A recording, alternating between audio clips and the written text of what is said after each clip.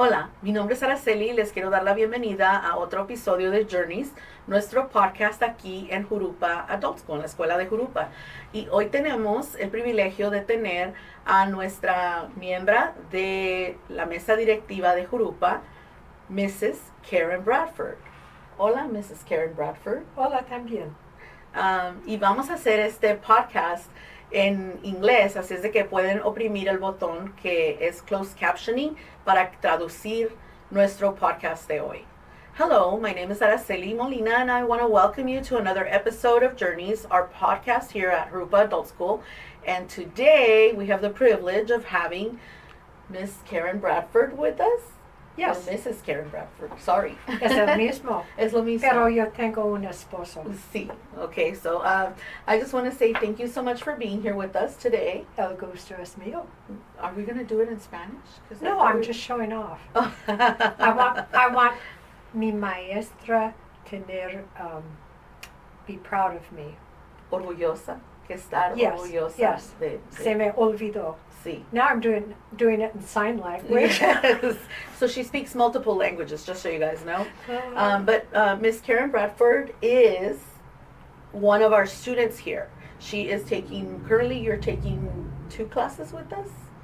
What classes are you taking? I am enrolled in Spanish for the workplace on Mondays and Wednesdays and conversational Spanish on Tuesdays. Yes, and you're taking that class with Miss Amalia Gonzalez. Yes. Very patient. Very good teacher. I can see because every time you call now, you're speaking more and more Spanish. And I know you've been our student for a while, so I want to welcome you. And I just want to say thank you so much for being here today, for sharing with us. I know it's a big honor for us to have you. It's my delight to take Spanish for free online in the comfort of my home office, in my jammies and my bunny slippers. Oh, that is so cool. Yes. Yes. Especially in this weather when it's cold, right? This is my kind of weather, but to be able to do it online for free with a patient teacher, and the other class members are very supportive of each other. Yeah, and we, just so everyone out there knows, we have free classes. They're available to everyone.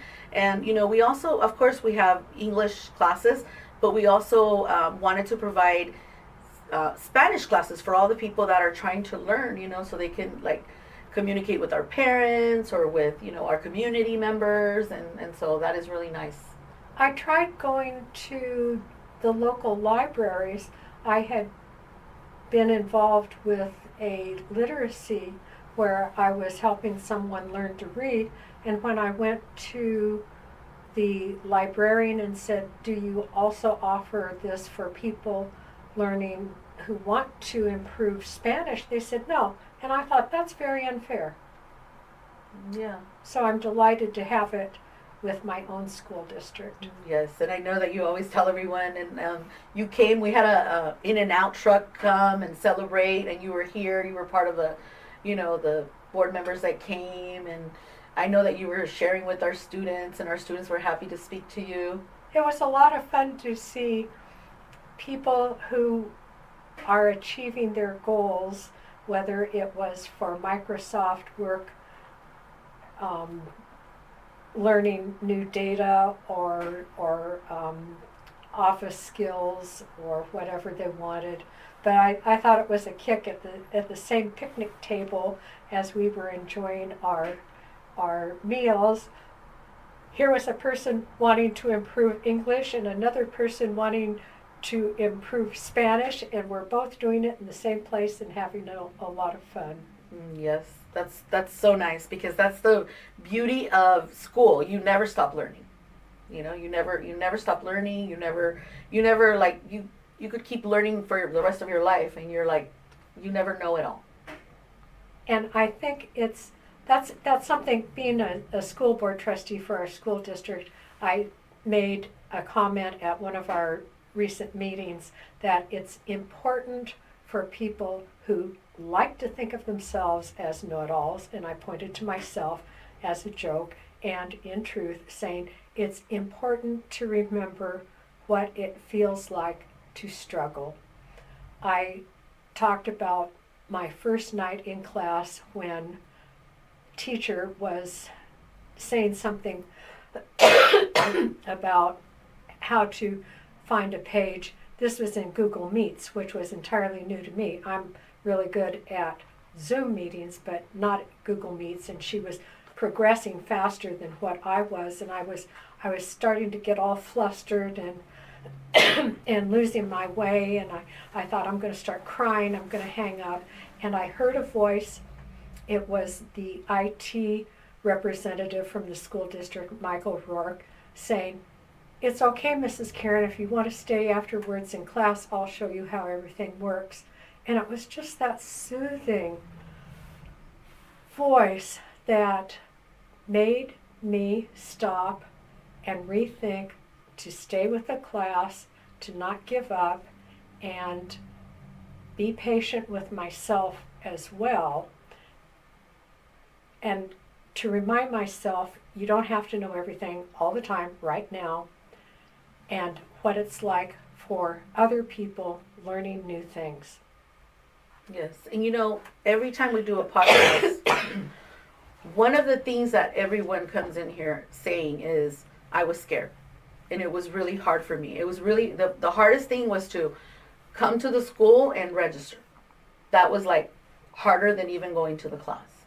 Because you get intimidated, or you think I'm too old, I'm too young, or I can't learn anymore, or I'm stuck, and it's really hard for someone. And I think that they always say that when they walk in here that we make them feel at home, and that's what we always try to do here at Jurupa Adult School. We try to make our students feel welcome, at home, like a good environment, so that when they walk in, they see a person smiling at them, so that they could feel like, I'm okay, like I can do this. Well, I heard the kindness in Michael's voice, and it made me realize that it was okay. I was going to be all right. And so here I am, 3 nights a week, clase de español. Yes, and thank you to Mr. Rourke, because if not, we would have missed out on you, and you would have missed out on learning more Spanish. Qué bueno. Qué bueno que no. Okay, so let's see. I'm gonna ask you. I'm gonna go to knowing. I want to know something, and this is just for me, but it's for everybody. How did you become a board member? Well, my husband and I were sitting at the Cove Water Park enjoying the celebration of the city of Jurupa's incorporation when Robert and Letty Zavala commented that Donna Johnston was moving out of the district, and he said, "Hey, you live near her. She's going to be vacating her seat on the Board of Education. Why don't you apply for it?" I had always thought I wanted to be the first mayor of Mira Loma, but that opportunity coincided with something else that I wanted to do, which was traveling to Turkey with Rotary. And I thought I would prefer to do the traveling. So my family has always been involved with the local, with civic involvement, and that was just a part of my natural growing up. So when Robert said, "Why don't you apply?" I took him seriously. And it turned out I was the only person who applied, so slam dunk. Yes. Well, I think we got the great person for the job, so that was great. Okay, and then another question. It's hard. I've done a lot of interviews. Just want to say I've done a lot of interviews, but this one's special. So I'm a little more nervous than normal. You guys can probably see. I normally don't get nervous. And I know you, but I don't know. I just got nervous today. I think maybe more people are going to watch this podcast. Maybe that's why. I don't know why. You don't know? Well, because of you. Well, let's put it on Facebook. Let's put it on. Use the social media. Let's put it on Facebook, yes. What is your why? Has anybody ever asked you that? Oh my goodness, yes. I was president of the board during COVID when I got hate mail. I got letters from people that made me sit at my desk and sob. And I thought, our son said, You give me their address. I'll go clean that guy's clock. And it really was an awful time. And I realized it was because people were scared. None of us knew what was going to happen. But our job was to make sure that the children, 19,000 plus children, students, and the 2,000 some odd staff and teachers of our district were safe and protected. That was our job, to do what was in front of us. And my brother said, why don't you just quit? And I said, because I think the students and staff of Jurupa Unified deserve my brain. And when I said I think I'm a know-it-all, I mean, I'll be honest, I am kind of stuck up about it, of thinking I have a fine brain. And I felt these students deserve my brain. I felt that you could help. Yes. You didn't want to just run and leave everything. Like you wanted to. Yes. Because it was a really hard time for everybody. It was a very difficult time when we all needed to be together to make difficult decisions together.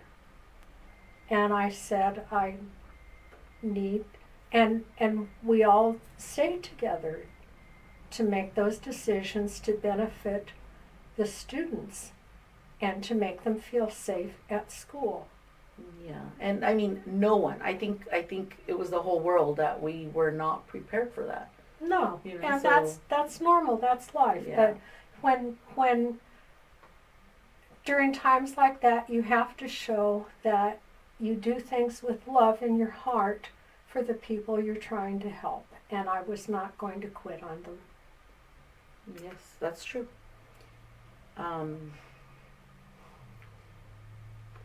So tell me a little bit about yourself, like, because you became a board member, but what did you do before? Because I know one time you were telling me that you were going to school, you were doing like several things at the same time, and that's what our students really, that's what they do. Some of them are like parents, they work, they try to get an education, like. The story I was going to tell you was, the hardest thing I've ever done was, I was in graduate school at Cal State Fullerton because it was relatively inexpensive. I finished my master's degree for less than $8,000, including gas for commuting and parking. And I was working full-time at the Press Enterprise as its public relations manager. I was teaching part-time at UC Riverside Extension. We had 2 teenage boys. I have a wonderful husband. My mother was dying. She lives in Anaheim. I was the closest kid. And I was getting A's in 6 units of graduate school. One night, one of my students came to me and said, "Oh, Karen, I didn't finish my homework this weekend because I was moving." And one of my students, who's also about my age, heard Victoria say that, and she turned around real fast and said, "And tell me, Karen, are you still getting A's in graduate school while working and teaching us?" In other words, trying to tell Victoria, you better think of something else really fast, because moving this weekend is not a convincing excuse. I didn't go any place without a textbook and a highlighter. I had highlighters all around the house the way I used to have binkies all around the house when the boys were babies. I took my books every place. But it's, you just do it. It's like being a mom. You power through. There's no quitting. There's no stopping. You just. Well, it was my goal. Yeah. So yeah. I finished. That's good. That's really good. So if anyone out there has a goal, what would you say to them? Power through it. You can do and it. and ask for help. There was the night before my comprehensive exams for graduate school, I talked to someone and she said, just show them you learned something. That's all they want to know. And I, like when my mom died, I finally lost it, and I asked my next door neighbor, can you fix dinner for us? And I think that's about one of the lowest points in my life, because what does the mom do if not feed her family? And I remember the night she walked over, Debbie Flora, beautiful, beautiful hair, beatific smile. She had on oven mitts carrying a casserole. And I learned it not only is it important to say I can't do anything, everything. It's important to say, I need help, would you help me? Yeah. Because it gives people an opportunity to give help, and people need to feel needed. Yeah. So go ahead and ask for help. Ask for help if you need it. Yeah. It's a powerful phrase. I need help. Can you help me? Yeah. That's really beautiful. And it's true, because here at Jurupa Adult School, I've seen all of our students help each other. I've seen the way they, one of them has, like right now that you said you lost your mom, I've seen people lose their daughter. And I've seen the whole class, like, I don't want to cry either, but I've seen the whole class, like, come through and take her food. And all these things that just because they love her, because they care. And that's what happens here, like in the classrooms too. They just embrace each other. They just. I watched your podcast with Tracy, and I cried during that. He was such a sweetheart. Tracy, he's amazing, yes. And the class just embraced him, and he embraced them. And they're like a big happy family. Like, the other day, last week, Tracy brought us homemade bread and homemade butter. That was the best bread and butter I have ever had, by the way, Tracy. Wow. If he ever wants to market it, I'm in. It was just, that's just how he is. That's who he is. It's just a very nice, maybe I should very come nice visit. man. You should come visit on those days, yeah, sometimes. But I just want to say thank you so much, Ms. Bradford. Thank you so much for being here, for sharing. Is there anything else that you would like to say before we close? I was thinking about, I was listening to a comedian talk about his, what he thought the funniest word in the English language was, and I was trying to think of, sometimes I wake up having dreamed in Spanish and conjugating verbs in Spanish. Oh, wow. That is super cool. Yeah, wow. Sometimes I'll have music in my head, so I think, well, my dreams also had a soundtrack, but I can't, one of the words that I really like in Spanish is calcetines.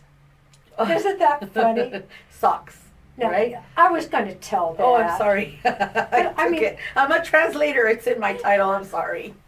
The calcetines, doesn't that sound beautiful? It sounds like it should be jewelry or something. Calcetines. It sounds fancy, huh?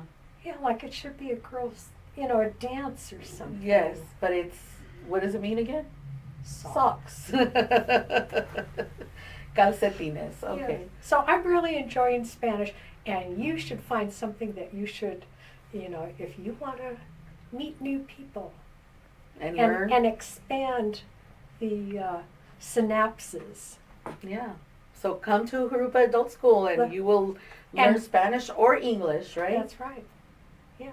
Find it online for free. For free, yes. Thank you, Araceli. Thank you. And you have helped me so many times when I couldn't find, where do I log on? Where do I click? That's what we're here for. Okay. Yeah. Okay. Thank you. Thank you so Araceli. much. Thank you so much for coming and for sharing. And now we know a little bit more about Miss Bradford. So I think that everyone will say that they enjoyed this episode because it's been very refreshing and just Que bueno. yeah, A little bit of everything. Igualmente. Igualmente, gracias. El gusto es mío. Gracias. Nos vemos. Nos vemos. That's see you later in sign language. It's the face of a clock and an L like the passage of time. I just learned something else that's new. Okay. Well, thank you so much and have a wonderful day. Rock on. Till next time.